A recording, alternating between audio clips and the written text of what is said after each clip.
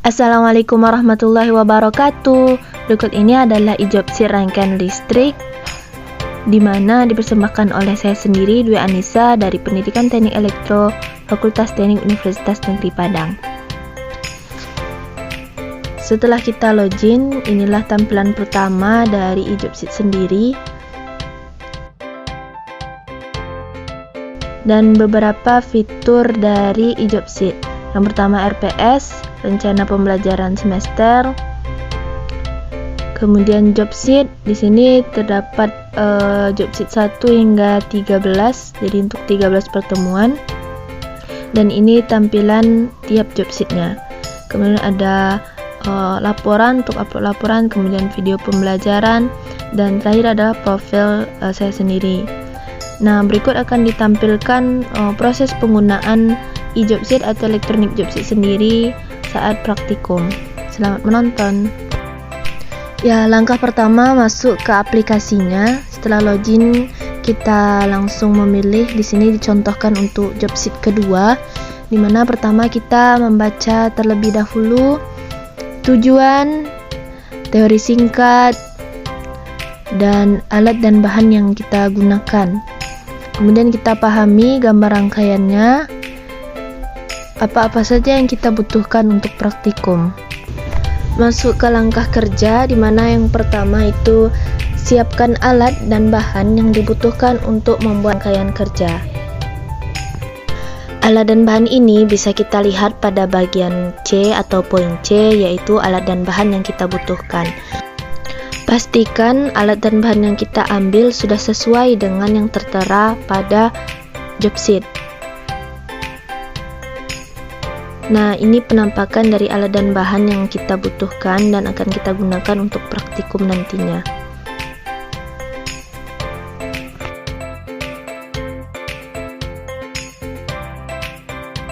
Jika poin 1 sudah selesai, maka tandai langkah kerja dengan sudah. Selanjutnya, pastikan polaritas dan batas ukur dari alat ukur tidak terbalik dengan batas ukur lebih besar dari sumber. Selanjutnya, poin ketiga, tentukan jenis tegangan sumber yang digunakan dalam rangkaian ini dan putar selektor dari alat ukur ke posisi AC atau DC. Nah, ini pada alat ukur sudah diarahkan selektornya menuju atau ke posisi AC atau arus bolak-balik. Jadi pada praktikum ini menggunakan arus bolak-balik. Beri tanda lagi jika poin nomor 3 sudah kita laksanakan. Selanjutnya nomor 4, kita mulai merangkai sesuai dengan gambar kerja, dan jika sudah nanti kita akan konsultasikan ke pembimbing. Ini dia gambar yang pertama, yaitu reaktansi induktif.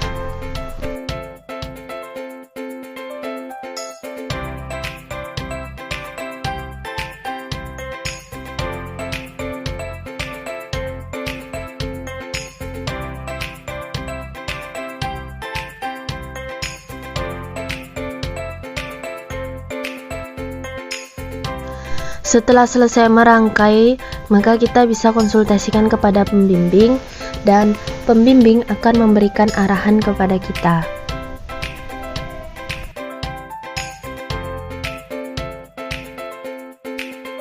Langkah kerja poin 4 telah kita laksanakan, maka bisa kita beri tanda sudah. Selanjutnya kita masuk ke poin 5. Kita hubungkan ke sumber tegangan listrik dan kita atur frekuensi dari AFG-nya sendiri, yaitu 50. Kemudian kita atur agar mendapat tegangan 5 volt dengan mengatur amplitudonya. Setelah itu kita masukkan berapa besaran beban yang ingin kita gunakan. Dimisalkan pada langkah kerja itu adalah 500 mHz. Maka di sini kita masukkan nilai tersebut dan kita bisa masuk ke langkah berikutnya, yaitu poin 6, kita melakukan pengamatan sesuai dengan diminta oleh tabel pengamatan. Di sini kita mengamati berapa nilai yang dihasilkan dari miliampere untuk melihat arusnya dan berapa tegangan dari beban dengan menggunakan voltmeter. Selanjutnya kita perhatikan lagi tabel pengamatan, berapa nilai beban yang dibutuhkan dan frekuensi yang kita butuhkan untuk mengetahui arus dan juga tegangan dari jika beban tersebut diubah nilainya.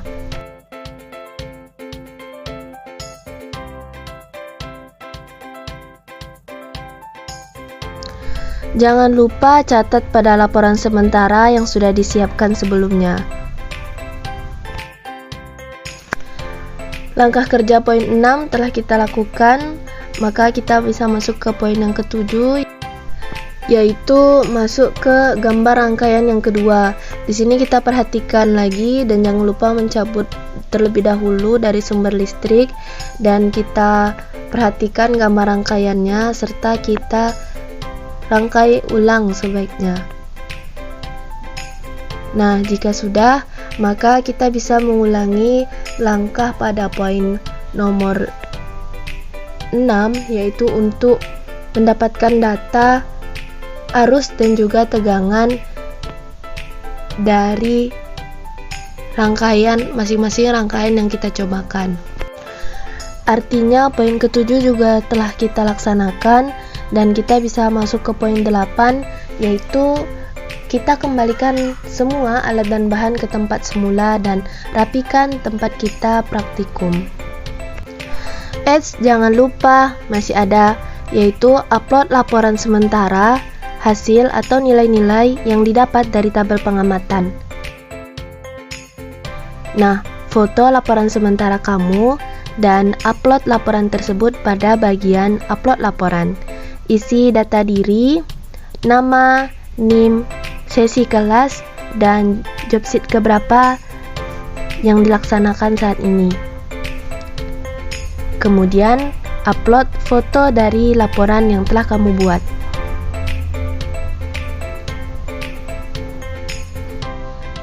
Jika sudah timbul atau tertera bacaan seperti ini, artinya laporan kamu sudah masuk dan dapat dinilai oleh dosen yang bersangkutan.